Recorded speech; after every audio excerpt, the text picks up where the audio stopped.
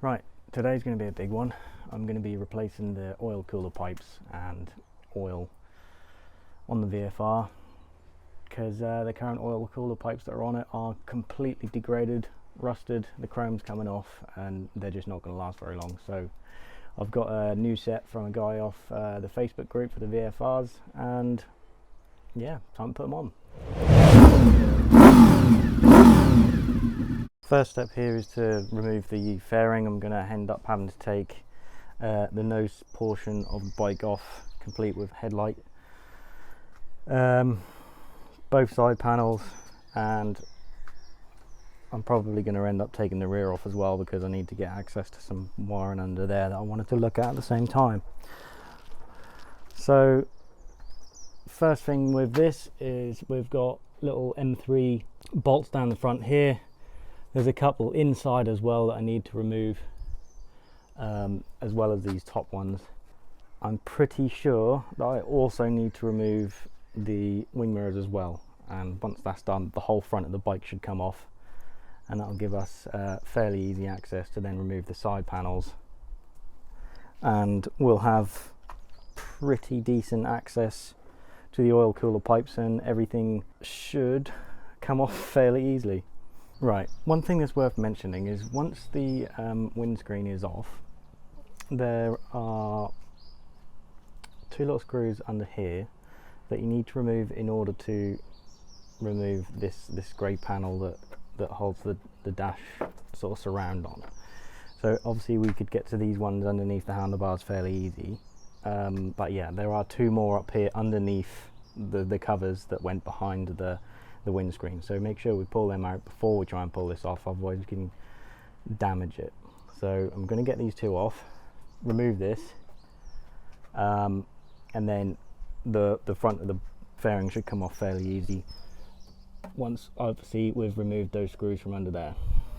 Right, so with the front of the bike off, now all that's left to remove is the side panels. And with these, there's not many bolts holding them in.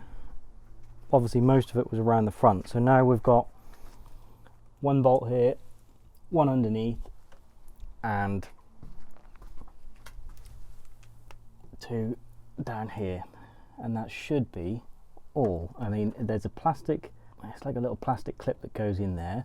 They just pull out, so there's no tools required there. And then same for this side, and then we should have easy access to the whole of the bike. And we'll put obviously all the pieces to one side. Make sure you keep your screws safe, and on the back of the wing mirrors there's usually a little rubber piece that goes with it, and that stops the wing mirrors vibrating whilst you're riding. So don't forget, keep these safe, don't misplace them. Right, I'll get these off and then we'll come back and have a look at what we can do to start draining the oil and getting those oil cooler pipes off. Right, so now we've got the side panels off the bike, we're going to need to have a look through the front of the bike here. We can see the oil cooler is obviously mounted on the front of the bike, as opposed to the radiators which are mounted on either side. Now with the oil cooler, it's top mounted here with two bolts, and then both of its pipes that link to it are mounted either side, and the bolts for these pipes are actually on the back side of the oil cooler. So we're going to need to undo the top of the oil cooler here, bring it forward, and that will give us easy access to the bolts that are on the back. Once we've done that, we'll then obviously need to follow the oil cooler pipes down the side of the bike themselves, and we'll be able to see that just past this piece of flexi pipe here, that's where it actually connects to the sump of the engine. And it's the same case for the other side of the bike, just a little harder to see. So it runs down in here and then connects up just underneath on here. So it's one bolt here, two smaller bolts on the back side of each pipe at the top. So I'll remove them off now and I'll show you the state of the existing pipes, and then I'll show you the new ones that have got to go on in their place. Right, in fact, before we do anything else, I'm going to drain the oil out. Got an old washing up bowl there. socket, 17mm. I've already cracked it loose. Just drain the oil out, and that way we don't have to deal with anything coming out while we take the bottom of the oil cooler pipes off. So that's actually that's a lot blacker than I thought it'd be. Yeah, so let's say that this bike was overdue for a service. By the look of the colour of that oil, I'm gonna have to swap the oil out again soon, just to flush it out and clean it out properly. But for now, we'll let this drain out, and then we'll take the oil cooler pipes off. Right, ignoring the neighbours having an argument, we can carry on with this. They're not being too forthcoming. I've taken off, interestingly, one bolt came out on each side and one bolt snapped on each side. Now, it doesn't matter too much on this because the bolt actually screws into the pipe itself, not the oil cooler, and that's the bit we're going to be reusing. So when we mash the pipe up, it doesn't matter. What I've done, so I can get the oil cooler out and then look at prying these off, is I've cut the pipe in half. I've got one side here which is now out. As you can see, it's pretty minging. I'm going to go around the other side, cut that off too, get the oil cooler out, see about getting these off. Once that's done, I'll put a sump plug in, take the oil filter off, put the new one on, put the new oil cooler pipes on, bolt it all back in place, and then we'll fill it up. Do you know, I seem to be having loads of noises around me today, and I'm trying to record a video, but hey ho, let's carry on. Oil cooler's cut off. It's not in too bad condition, but what I will say is that it is absolutely caked in mud. I mean, I'm surprised it was doing anything. What I'm going to do is I'll take that indoors and clean it up properly with a toothbrush or something. Look at getting these bolts out. You can see, you know, there's one out on each. Interestingly, the same side bolt, and then the left hand side one is snapped, so I'll just push those out. I'll probably stick a screwdriver in there and tap it with a hammer or something and just knock it out. Take the pipes off. You can see the condition. Let me just pull this one out, for example. Obviously, here's where it was connected. Let's just pull this out, and you can see the state of the original pipes. Look at all that rust. Look at that. That's disgusting. I'm surprised they hadn't burst open over the road. There's not actually, there's more rust than chrome on them now, and they should be chrome all over. It looks like the previous owner might have painted the fronts of them with some sort of oil to stop them corroding, but then didn't do the other end of it.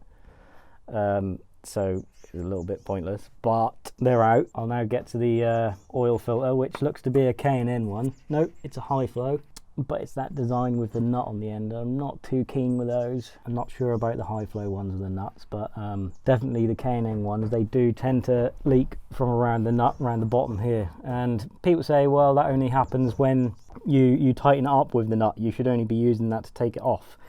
However, I have seen them leak after being done up, you know, with the proper tool, and they still leak. So I'm not a fan of these ones with the nuts on the end. I've got a genuine Honda filter to go on as a replacement. I'll be doing that as well. And yeah, I'll show you the new pipes that I've got to go on.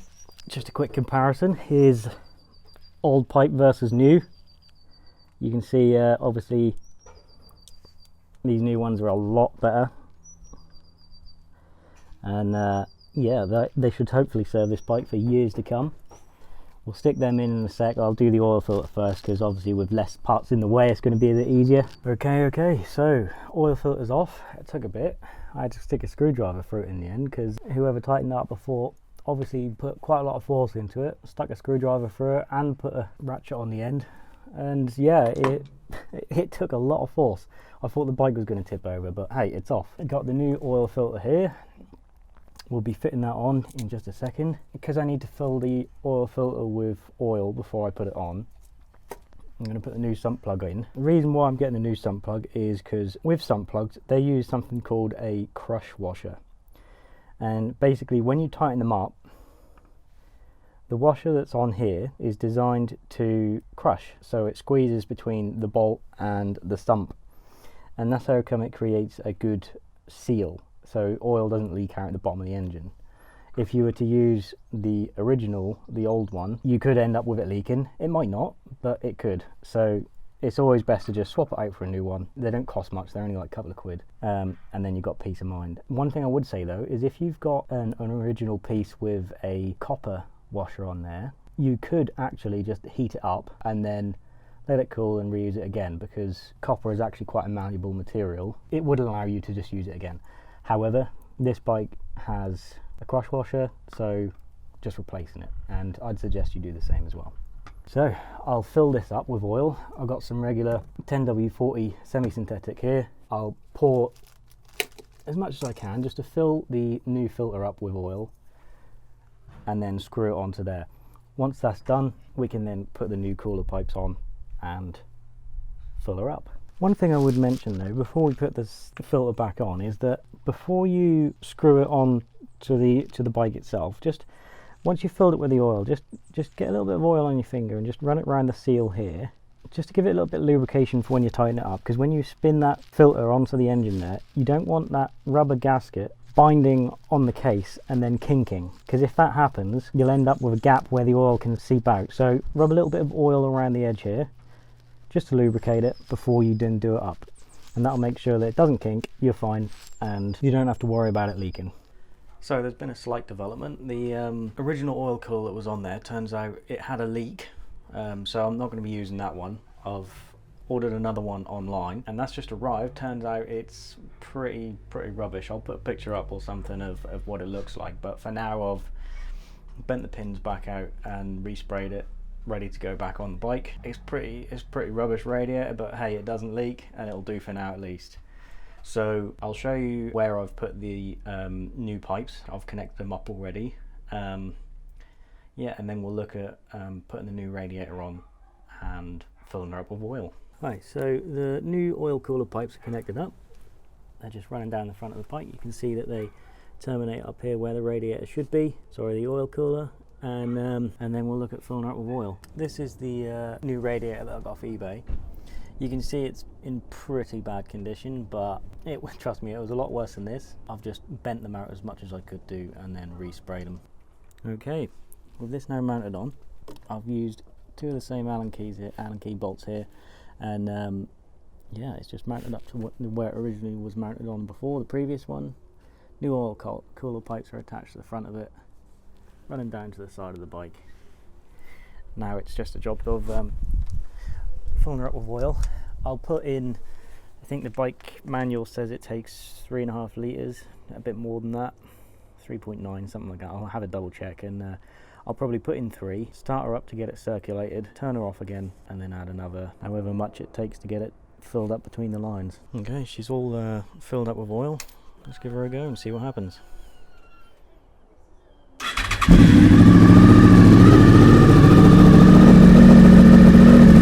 Seems to be running well.